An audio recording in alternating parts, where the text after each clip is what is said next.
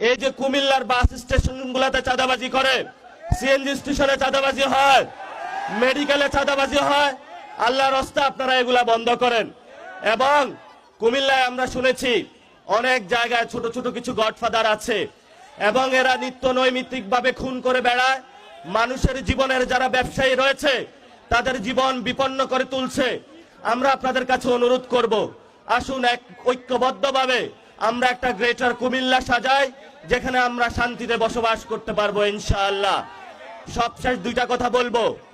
আমাদের ইনকিলাবের পথিক শহীদ ওসমান হাদি ভাইয়ের হত্যা হয়েছে, বাংলাদেশে আমরা শুনেছি বিচার হবে, কিন্তু বিএনপি সরকার গঠন করেছে।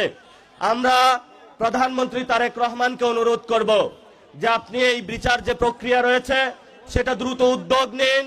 বাংলাদেশের সারা তরুণ সমাজ অপেক্ষায় আছে, আমরা রাজপথে নামতে প্রস্তুত আছি, কিন্তু আপনাদেরকে সময় দিচ্ছি।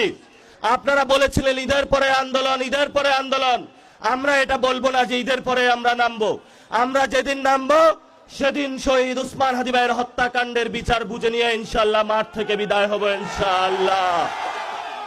আমাদেরকে বলা হয়েছিল আমাদের তিনটা এজেন্ডা ছিল, সংস্কার, বিচার, আরেকটি হলো নির্বাচন।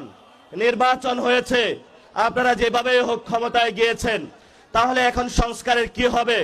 আমরা সবাই ভোট কেন্দ্রে গিয়েছিলাম, গণভোটে হাঁকে জয়যুক্ত করে বাংলাদেশের মানুষ দিয়েছিল। সংস্কারকে ব্যাহত করার প্রচেষ্টা চলছে। আল্লাহর রাস্তে আপনারা জনগণ যে ম্যান্ডেট দিয়েছে সংস্কারের পক্ষে, জনগণের বিরুদ্ধে যাবেন না। যদি জনগণের বিরুদ্ধে যান সেটা শহীদ জিয়ার আদর্শ হতে পারে না, বেগম খালেদা জিয়ার আদর্শ হতে পারে না কোনোভাবেই। এজন্য আমরা আপনাদেরকে অনুরোধ করব, যেই পথ শহীদ জিয়াউর রহমান, বেগম খালেদা জিয়া এই বাংলাদেশের মাটিতে জীবন দিয়ে প্রমাণ করে গিয়েছিলেন যে বাংলাদেশের মাটিতেই থাকবো, এখানেই শহীদ হব, তবু বাংলাদেশের মানুষের সাথে গাদ্দারি করব না, সেই পথে আপনাদেরকে থাকার আমরা অনুরোধ জানাচ্ছি। সর্বশেষ কথা, শেখ হাসিনা এখনো কিন্তু আমরা তাদেরকে ফাঁসির কাঠ গড়ায় দাঁড় করাতে পারি নাই। ওই যে এই পাশে রয়েছে ইন্ডিয়া, এই ভারতে বসে বসে তারা বাংলাদেশের বিরুদ্ধে ষড়যন্ত্র করছে। আমরা প্রধানমন্ত্রীকে অনুরোধ জানাবো, নির্বাচন হয়েছে, এখন বিচারের উদ্যোগ নিন। আপনাকেই তো শেখ হাসিনা এখানে বাংলাদেশে অনেক নির্যাতন করেছিল, অসংখ্য কুমিল্লার ভাইদেরকে হলো এখানে রাজপথ থেকে ধরে নিয়ে গিয়েছিল। এই যে কুমিল্লার সাক্কু ভাই থেকে শুরু করে প্রত্যেকটা ব্যক্তি এখানে ইয়াসিন ভাই নির্যাতিত হয়েছিল আমরা জানি। কিন্তু আমরা এখন কি দেখতে পাচ্ছি? শেখ হাসিনা ওইখানে বসে বসে হাসছে, আর রাজপথে আমরা এখানে বিচার চেয়ে বেড়াচ্ছি। আপনারা বিচারের উদ্যোগ নিন, ইনশাআল্লাহ নতুন বাংলাদেশ গঠন হবে। সবাই ভালো থাকবেন।